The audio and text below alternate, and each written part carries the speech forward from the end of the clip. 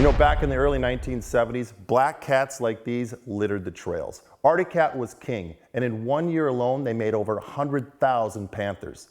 Well, the 1966 panther is iconic, and one of the men primarily responsible for it is Roger Skime. We go visit Roger on his ranch, feed the cattle, do a little bit of riding on the sled that bears his name, and find out he's a cowboy.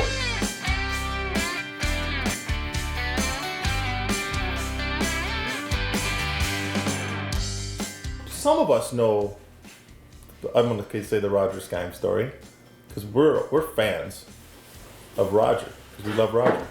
But then we're like, there's a lot of people that are snowmobilers that really don't know the whole story. You grew up on a farm, right? Yep. Your dad was a farmer? Yep. Most farm boys would just end up being a farmer.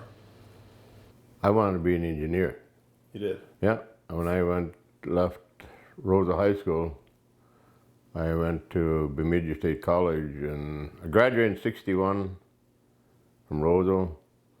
In the fall of 61, I went to Bemidji State, and they had 2-year pre-engineering course down there, and then I finished it at U of Minnesota. I went to Bemidji for 1 year, and I had to borrow money to go to school because we were poor. We didn't have the money on the farm. And gas is 25 cents a gallon, and you get $1 an hour working, and I'd borrowed a lot of money to go to school, so I said, I better find some gainful employment for a little while here and put a little money away and then go back and finish school. And it just happened I came through Thief River, and I knew of players in Roseau, and I knew of Edgar Teen in 1961. He had moved down to Thief River and started building snowmobiles. So this is 62, the spring of 62, I think it was June or something. So I stopped at what was called Polar Manufacturing then, and I would think there was 4 people working there, and I just inquired about if there was any gainful employment to have. Yeah. And what can I do for you? And I said, I'm looking for some gainful employment. I've been going to school at Bemidji, and I'd like to get some gainful employment for the summer so that I can continue my school. Edgar, you got a telephone call. So he took off, and I'm standing there, and I'm standing there, and I'm standing there, and he dropped his nail apron there, and he had that box he was nailing that crate together, and I said, I can't take it anymore. So I grabbed that nail apron, I hammered that crate together. He came back and he said, well, what do you want again? I said, I'm looking for employment. He looked at me and he said, when can you start? He said, that's how I got my connection with Edgar, and that was 1962, and that became my... Edgar didn't give me a job that day, he gave me a life, and that life has been something that I've been blessed with over the years, that I was able to do the things that I love to do, go to work every day and not say, gee, this job, I can't stand it, I just don't know why I keep going here, you know. Yeah. So it's become a life for me, and I've been so blessed because of that. I don't know of anybody more passionate about snowmobiling than you. Like, why?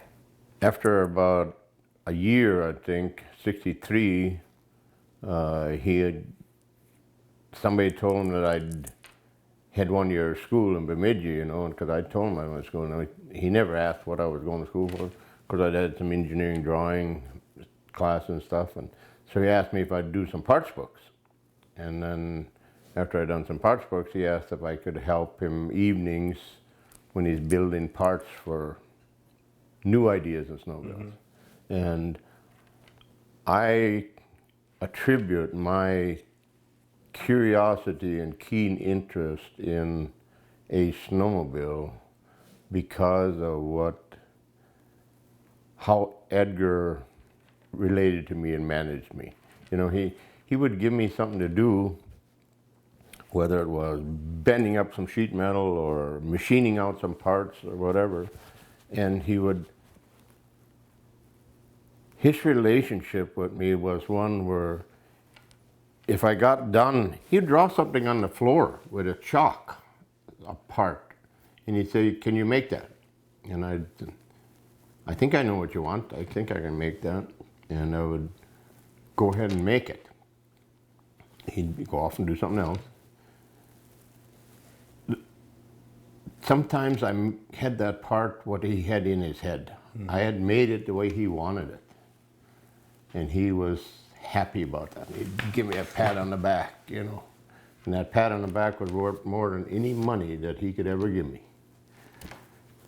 And that wasn't the most important thing about that relationship in Edgar, because there was times when I would make something, it was not what he had in his head.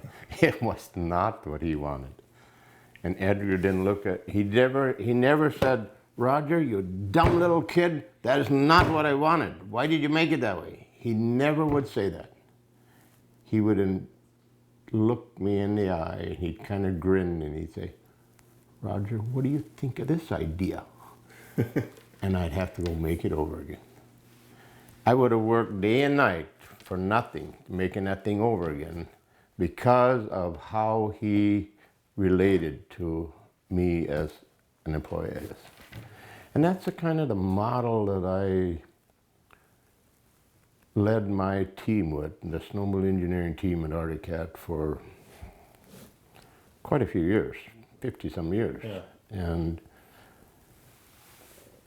understanding the skills of people, understanding the abilities of people, understanding the humanness of people, and how important it is to be appreciated, to me is so critical on putting together a team that can be or cannot be successful. Yeah. Roger was a huge influence on my career.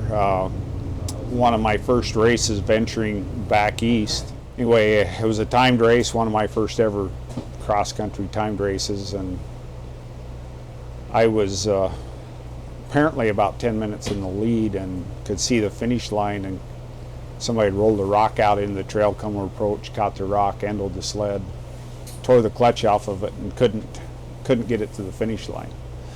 And after the race, Roger come up and just talked and cheered me up and everything, and talked me into coming over to the Arctic plant, because the I-500 was in a few weeks, and he says, "You're going to need some parts." And yeah, we need some parts for sure. So got over there, and he went in and drove a brand new sled out of the race shop and drove on our trailer and said, "There's your parts." One of my favorite things about Roger is his passion for racing.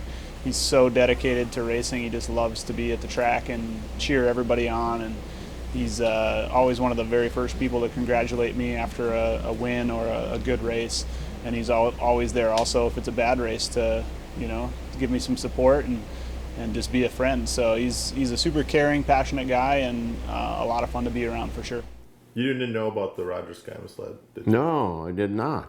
I did not. How did that make you feel when you saw that? Humbled, very humbled. Very humbled, Pat, but also very appreciated. I've been paid with joy and satisfaction over and having the opportunity and the honor and the privilege of working in this industry for 50 plus years. So, I've gotten my pay, I've gotten my joy, but to have our company, Arctic, somebody in the company decided that it would be a nice tribute, was humbling to Roger, very humbling to Roger, but very appreciated, very appreciated.